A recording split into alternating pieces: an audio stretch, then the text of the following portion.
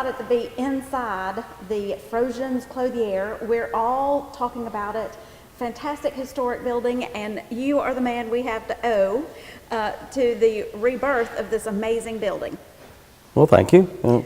Yes, we're here with Keith Watson, a native Atlantan. Welcome to Alex City.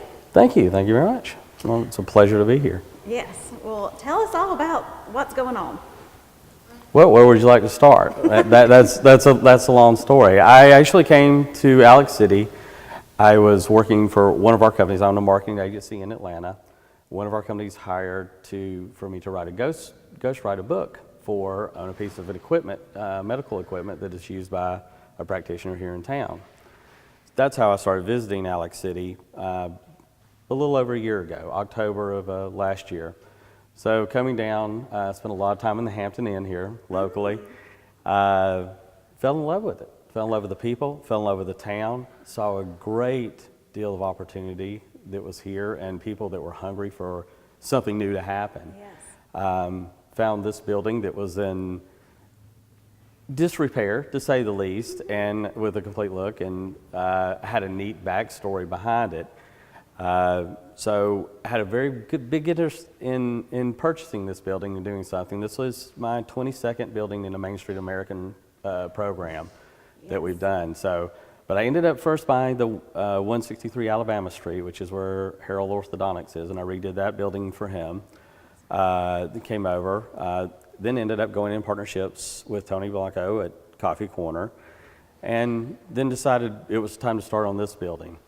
And a little funny backstory on this was we weren't sure what we were going to do with this building. I just knew that 1891 when it was built, caught on fire in 1902, burnt to the ground, was rebuilt in 1905. Some interesting history. So then met with the Froshin family and was talking with them. Great people, and they shared the history of the store, how it went through, the early partnerships with the Herzogs, I believe was the early partners. And so we started demoing the black glass, if everybody remembers, that was on the front of the store. And, not knowing what I was going to do, is that what I was going to put a restaurant in, what kind of store was it going to be, was I just going to rehab and put it up for sale or put it for lease? Well, when we got down to a certain level, and y'all can take a shot outside when you come in, we uncovered where it still says Froshin's Department Store on the front of this building. And to the best of our knowledge and from family history, about 1927 is when that sign was painted and covered up sometime in the 40s. Hadn't been seen forever. These windows that are here behind us, these 6-8 foot tall windows, have not been seen since the 20s, the late 20s. They were bricked up and completely covered up because this was display all through here from, I'm not sure when, I just know in the 20s when they started using this. So no one had seen this area at all. We took this back from the painting that's in the mayor's office. He's got an oil painting in there, and this is what we kind of based off the window sizing, spatial differences, and everything going through. So once the building kind of revealed itself to what we wanted to do, we went to the Froshin family and we asked permission to still use the name because this department store was a huge cornerstone for this community for 120 something years. They graciously and excitedly granted us permission to do that, and we can't thank them enough. Every time we get the opportunity, we like to say thank you for that. So we're looking for another 100 years here of that, and to bring something that we feel is needed in Alex City.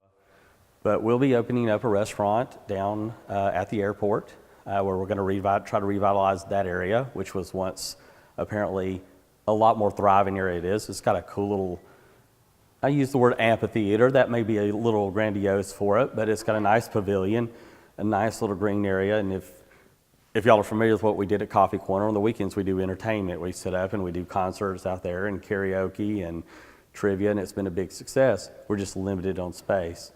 So this restaurant will be a little bit upper end restaurant. We'll have a lot of outdoor spacing. We'll have the amphitheater, if you will, to hold our events and stuff in. So it's a really great thing that we're hoping to revitalize that side of town as well, to bring, because we need that. And I think, again, it's It's not competition, or it is, I guess it can be seen as competition with the other restaurants. I'm not doing it to put anyone else out of business. It's a different style restaurant that's coming in, but no one's going to eat at my place or Jake's or Coffee Corner or JR's every single night. We need variety. We want people to come from everywhere else and let Alex City be a stopping point. We could not be more thrilled to have you here.